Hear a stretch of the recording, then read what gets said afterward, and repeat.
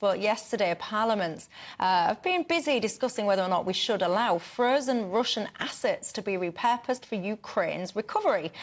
Just to give you some context on this, the UK has frozen more than 18 billion, with a B, in Russian assets. We've committed 4.6 billion to military assistance in Ukraine so far.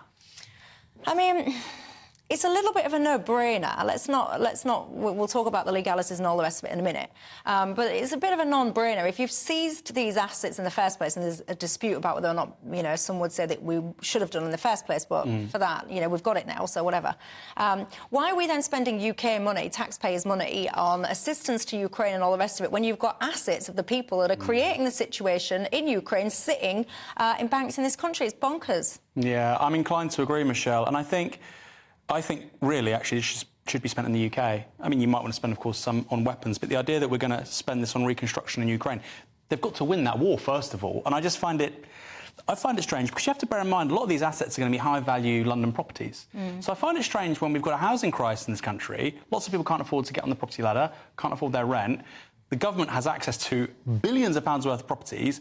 Now, I'm not suggesting I would personally say sell that and maybe spend it on social housing construction or whatever, but they should clearly be using those assets for the British public, which, by the way, includes several 100,000 people who fled the war in Ukraine and who've come here. That would be benefiting them too. So I think this is a very strange proposal from Labour. Do you? What do you think to it, Frank?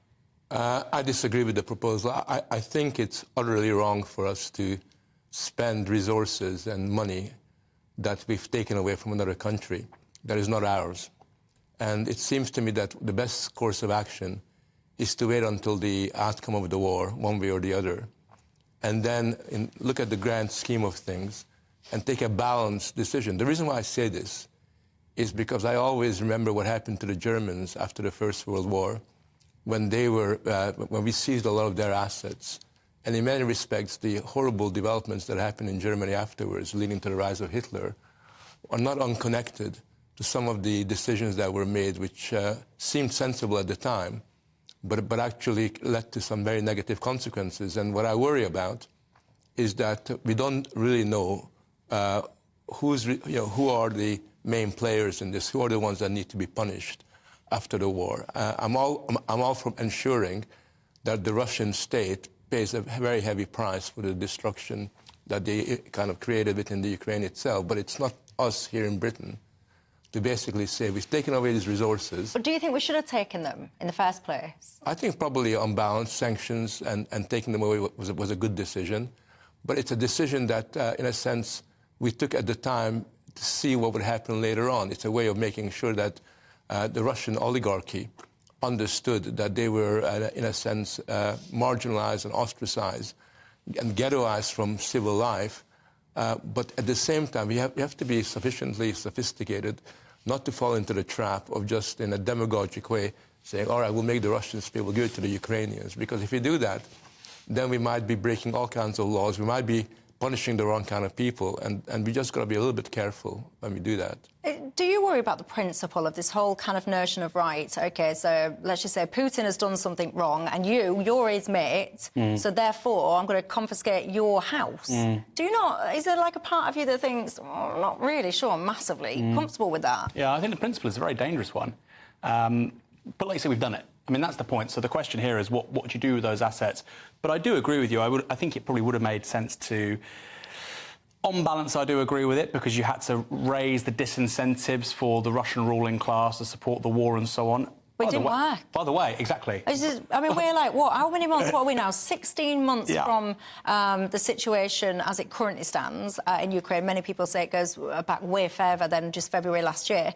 But it didn't work. It wasn't effective at all. Yes. No, but well, we don't know. I mean, there could have been a very different set of circumstances if we hadn't, for instance, prosecuted sanctions, etc. There's an alternative reality which we don't know about fundamentally. But what I would say here is there are estimates in terms of the costs of reconstructing Ukraine. You're looking at around $500 billion. So, first of all, 18 billion pounds rather, isn't really going to touch the surface. There is still a conflict going on. We don't really know that the final borders of Ukraine, whenever this conflict ends or is suspended.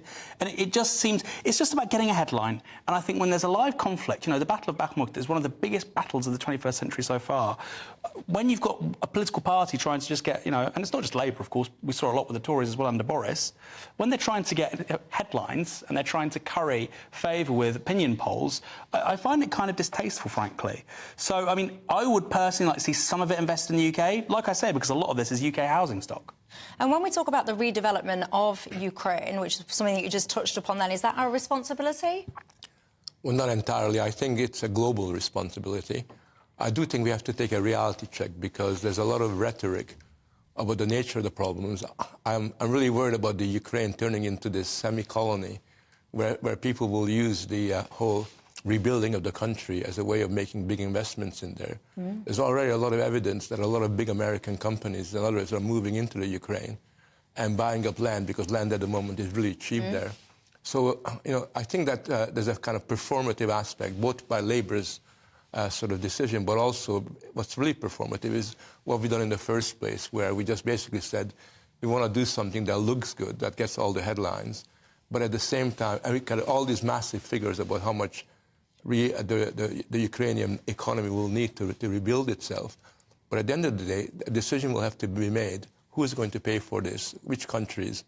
How is this going to be organized? And I think that Britain cannot do this unilaterally. It's got to be done in conjunction with other countries. Yeah, so the US was looking about what other countries are doing. The European Union is working, apparently, to ensure that Russian central bank reserves can be repurposed. They want to do that by the summer. The US, they've apparently got a bill that would allow for state assets to be repurposed. Canada has changed its legislation as well to allow for the confiscation of Russian state assets and their handover to Ukraine. Look, I know that I'm maybe perhaps not supposed to say this, because I know we're all supposed to sit there and say, yes, you know, punish the Russians, and I absolutely get that sentiment. But there is just this nagging sense in me that there's something about all this I'm just a little bit uncomfortable with. The whole kind of, you know him and he's bad, so we're just going to steam on in here and we're going to take your stuff. It's probably not going to have any effect, but just so that we look good and we can tick a box and say we feel like we're doing something. And then what we're going to do is sit there, we're going to have this little, like, conversation about what do we want to do with this thing that we've just nicked off you. There's something about it that I've got to say, it just makes me feel a little bit uneasy. Lucy says, take their money and spend it on social care and mental health, and everyone will have their own cause, an area that they want to spend this money on. But it's not our money, they're not our assets. And if that's kind of what countries can do, just nick the assets of someone because he's a mate of someone else's that you don't like, where's the line? Who gets to decide that line? I think it's a very slippery slope, if you ask me, and I'm sure you'll tell me if you disagree.